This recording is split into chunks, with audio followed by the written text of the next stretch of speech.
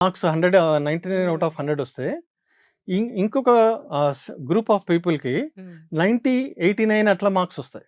అవునండి. పేరెంట్స్ ఎలా తయారైపోయారంటే, వాడికి 99 వచ్చాయి నీకెందుకు రాలేదు? ఆ! అవును. ఈ అబ్బాయి మీద ఫుల్ ఓవర్ బర్డెన్. అవునండి. వీడేమనుకుంటాడు, క్లాస్‌లో నాకు 89, 90 మార్క్స్ వచ్చాయి. మంచి కానీ మార్క్స్ వచ్చాయి. వేరే వాళ్ళకి 35, 40, 50 మార్కులు వచ్చినాయి. వాళ్ళతో వాళ్ళతో కంపేర్ కంపేర్ చేసుకుంటే నేను బెటరే కదా! అది లేదు. వాళ్ళతో కంపేర్ చేసుకోరండి. అదే. అది కరెక్టే కదా! సో, ఈ పిల్లల మీద అనవసరమైన బర్డెన్‌కి వాళ్ళ సైకలాజికల్ స్టేట్‌ని డీవియేట్ చేయడానికి పేరెంట్సే కొంతవరకు కారణం. యెస్. కొంతమంది పేరెంట్స్ ఏం చేస్తారు, నువ్వు ఎంత చదువుతావో అంతే చదువు.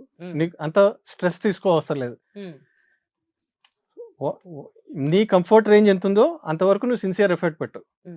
వస్తే వచ్చింది లేకపోతే లేదు. That's leave it to the time.